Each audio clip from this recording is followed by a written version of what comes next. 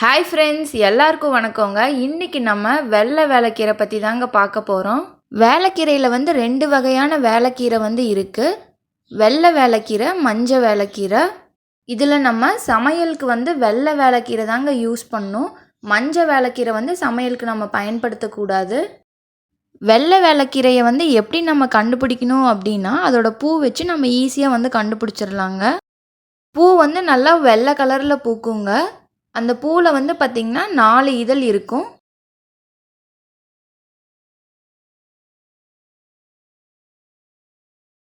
இலையோட ஷேப் வந்து பார்க்க இந்த மாதிரி இருக்குங்க.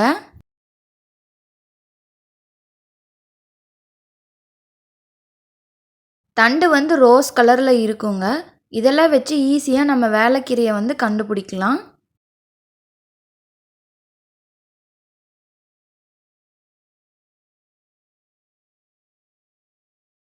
வேலைக்கீரை வந்து எப்படி பரவும் அப்படின்னு பார்த்திங்கன்னா, அதோட விதை மூலிமா அது வந்து பரவுங்க.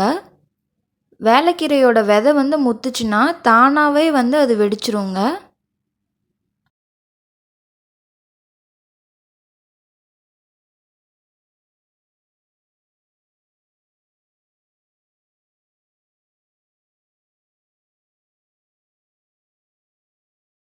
இப்போ வேலைக்கீரை வந்து எப்படி வளர்க்குறதுன்னு பார்க்கலாம் வாங்க. வேலைக்கீரை வந்து எல்லா இடத்துலையும் தானாகவே வந்து முளைச்சிருக்குங்க. நீங்கள் எங்கேயாவது பார்த்தீங்க அப்படின்னா அதோட விதையை கொண்டு வந்து தூவி விட்டிங்கன்னா அது ஈஸியாக வந்து முளைச்சிருங்க. தண்ணி மட்டும் ஊற்றுனாவே போதுங்க. வேறு எந்த மெயின்டெனன்ஸும் நம்ம வந்து பண்ண தேவையில்லை. வேலைக்கீரை வளர்க்குறதுனால என்ன அட்வான்டேஜ் அப்படின்னு பார்த்தீங்கன்னா, எல்லா கீரையிலும் இருக்கிற மாதிரி ஃபோலிக் ஆசிட், புரோட்டீன்ட்டு எல்லா சத்துமே இந்த கீரையிலுமே இருக்குங்க. ஆனால் மித்த கீரை மாதிரி இந்த கீரை வளர்க்குறதுக்கு வந்து எந்த மெயின்டெனன்ஸும் நம்ம வந்து பண்ண தேவையில்லைங்க. வளர்க்குறதுக்கு வந்து ரொம்ப ஈஸியான கீரை. இந்த கீரை வெரைட்டி நம்ம யூஸ் பண்ணுற மாதிரி வேலைக்கீரை வந்து நம்ம யூஸ் பண்ணுறது இல்லைங்க சமைக்கிறதுக்கு. குறிப்பாக கிராமத்தில் வந்து வேலைக்கீரையை வந்து அடிக்கடி சமைப்பாங்க. அதுக்கு காரணம் என்னன்னு பார்த்தீங்கன்னா, இடுப்பு வலிக்கு வந்து வேலைக்கீரை சாப்பிட்டா சூப்பராக கேட்குங்க.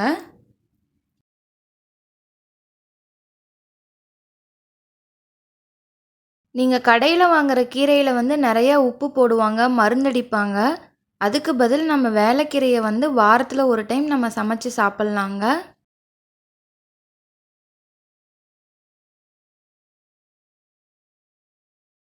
இப்போ நம்ம வேலைக்கீரையை வந்து ஹார்வெஸ்ட் பண்ணிக்கலாங்க.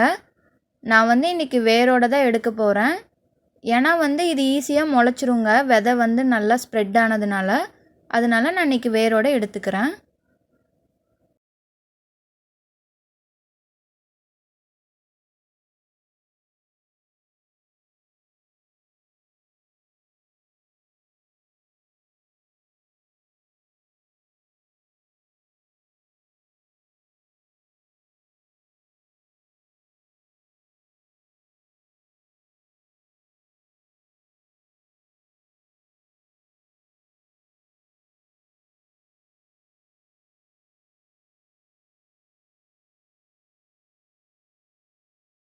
இன்றைக்கி நான் உங்களுக்கு வேலைக்கீரை வச்சு பொரியல் தாங்க செஞ்சு காமிக்க போகிறேன். வாங்க எப்படி செய்கிறதுன்னு பார்க்கலாம்.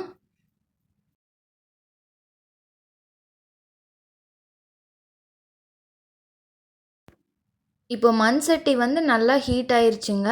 3 டேபிள் ஸ்பூன் எண்ணெய் ஊற்றிக்கோங்க.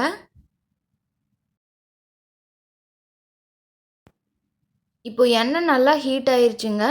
1/4 டீஸ்பூன் கடுகு போட்டுக்கோங்க.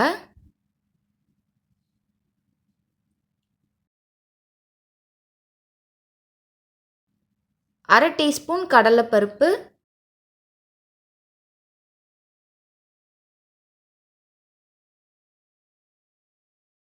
அரை டீஸ்பூன் உளுந்தம்பருப்பு.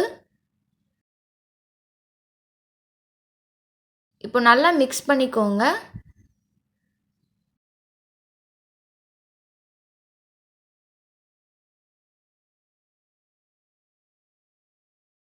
கடுகு நல்லா பொரிஞ்சிருச்சுங்க. இப்போ நம்ம வந்து வரமிளகாய் போட்டுக்கலாம்.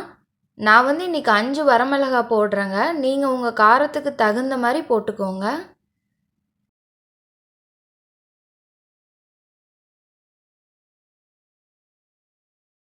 100 கிராம் சின்ன வெங்காயம். எந்த கீரை நம்ம சமைச்சாலும் சின்ன வெங்காயம் வந்து நம்ம யூஸ் பண்ணோம்னா டேஸ்ட் வந்து நல்லா இருக்குங்க. இப்போ நம்ம வந்து நல்லா மிக்ஸ் பண்ணிக்கலாம்.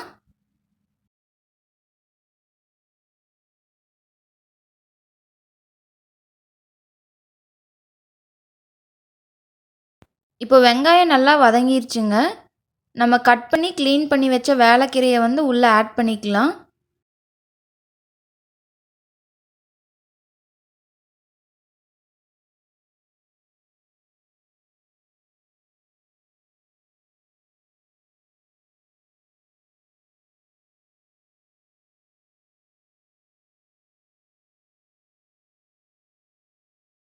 நல்லா வந்து மிக்ஸ் பண்ணிக்கோங்க.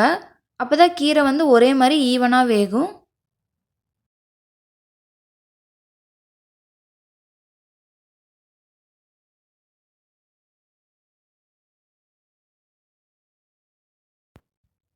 தேவையான அளவுக்கு உப்பு ஆட் பண்ணிக்கலாங்க. கீரை வதங்க வதங்க அளவு வந்து குறையுங்க. அதனால உப்பு வந்து கரெக்டாக பார்த்து போட்டுக்கோங்க.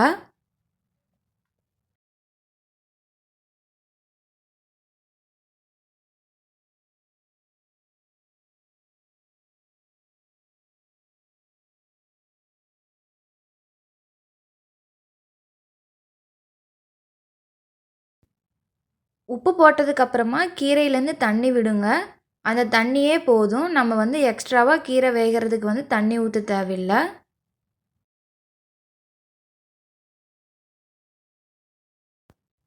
இப்போ நீங்கள் இடுப்பு வலிக்காக வேளக்கீரை சாப்பிட்றீங்க அப்படின்னா தேங்காய் வந்து ஆட் பண்ணாதீங்க. வேளக்கீரை வந்து லைட்டாக வந்து ஒரு கசப்பு இருக்குங்க. அந்த கசப்போடு நம்ம சாப்பிட்டா தான் இடுப்பு வலிக்கு வந்து நல்லா கேட்கும். வெயில் காலத்தில் வந்து நம்ம கீரை வணக்கணும் அப்படின்னா கீரையிலேருந்து தண்ணி வந்து கம்மியாக தாங்க வரும். ஆனால் மழை காலத்தில் வந்து மழை அடிக்கடி பெய்யறதுனால இப்போ நம்ம கீரை வந்து பொரியல் செஞ்சோம் அப்படின்னா தண்ணி வந்து நிறையா விடுங்க. அதனால தண்ணி வந்து நீங்கள் எக்ஸ்ட்ராவாக ஊற்ற தேவையில்லை.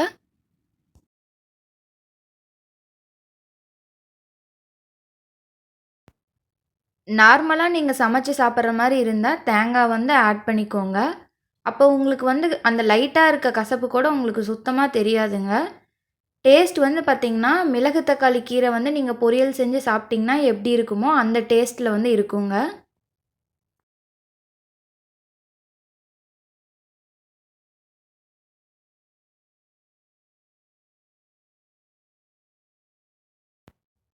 இப்போ கீரை வந்து ரெடி ஆயிடுச்சுங்க. நீங்களும் உங்கள் வீட்டில் ட்ரை பண்ணி பார்த்துட்டு எப்படி இருந்துச்சுன்னு உங்கள் ஃபீட்பேக்கை வந்து ஷேர் பண்ணுங்கள். நீங்கள் பண்ணுற சப்ஸ்கிரிப்ஷன் தாங்க எனக்கு ரொம்ப மோட்டிவேஷனாக இருக்குது. ஸோ மறக்காமல் like, share, comment and subscribe to R channel. Thank you friends.